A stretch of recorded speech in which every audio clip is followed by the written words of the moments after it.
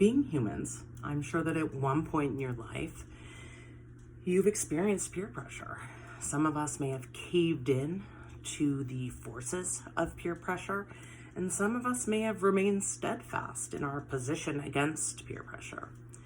Well, I'm going to tell you a story of an experience I had in my adulthood with peer pressure, an experience I knew good and well that I could not handle.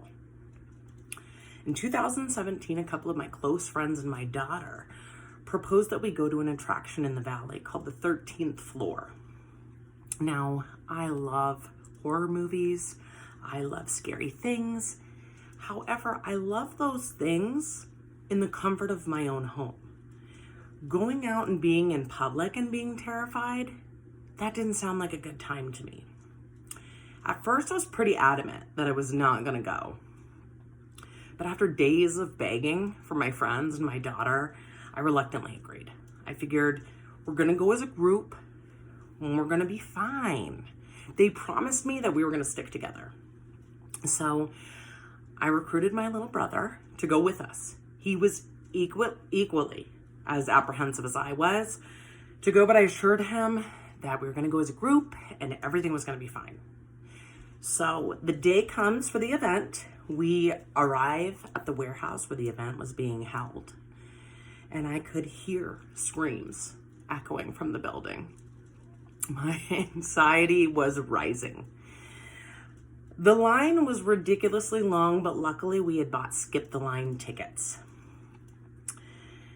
And so we jumped into a pretty small line that was sectioned off for those tickets. Now, this event starts while you're in the line.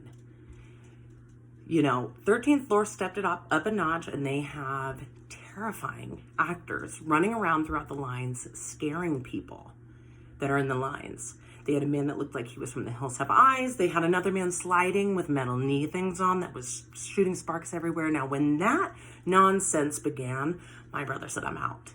He looked me dead in the eye and said, I'm going back to the car. Go ahead, go through. Sorry, you guys. And I stopped him. I said, Andrew, remember how much we paid for these tickets? Remember, I'm going to hold your hand through the entire event. And he was fine with that. He said, okay. But really, I did want to run back to the car with him. I was so fine with that. I just didn't want to let my daughter down because at her age, she was 11, I needed to accompany her to go through the attraction. So we entered the building. It was terrifying. Never-ending scares. They did reach out and grab you. That is something that did happen. My brother was using me as a human shield. He was dragging me around, knocking me into the walls. However, we were making it through. We were doing really good. Now, there was something scary for everyone in there. If you had a fear, you were most likely going to face it. But it was manageable. Were we scared? Yeah. But we were trucking along. After we passed through this claustrophobic nightmare, is what I would describe it as. It was an inflatable pitch black tunnel. We reached this room, and that is where the ease of maneuvering through this haunted house for me ended. We were done. I was face to face with my worst fear, which was a crazy woman in a kitchen. I know, it sounds weird, like, a crazy woman, but crazy people, like insane people, they scare me. It's absolutely terrifying. I could not walk. My legs froze up, and I began sliding down the wall into a crouching position with my brother holding on to me. So the people behind us were like, get moving, and kind of making a commotion. We were crouched down, freaking out. And when she realized that we were terrified like we were, she beelined for us and my brother picked me up off the floor. She began screaming in our face, and we ran, shimmied pretty much because it was such a small area. We shimmied with her, screaming in our face all the way out. We made it out of the attraction. I collapsed a little, got down. I was like, wow, we survived that. I can't believe it. And I saw my group in front of this door I thought, we've made it. We're good. We're going to get out of here. So we go through the door and we meet up with our group. And the man says, are you ready for phase 2? And at that point, I completely shut down.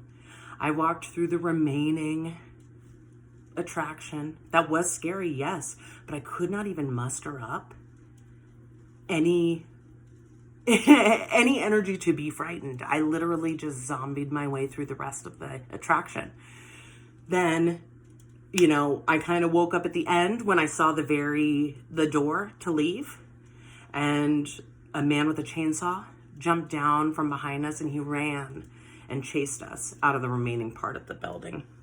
And when we got outside, everything was okay. I kind of collected myself and I looked down at my bloody knuckles from being dragged across the room and at my friends who had abandoned me like they promised they would never.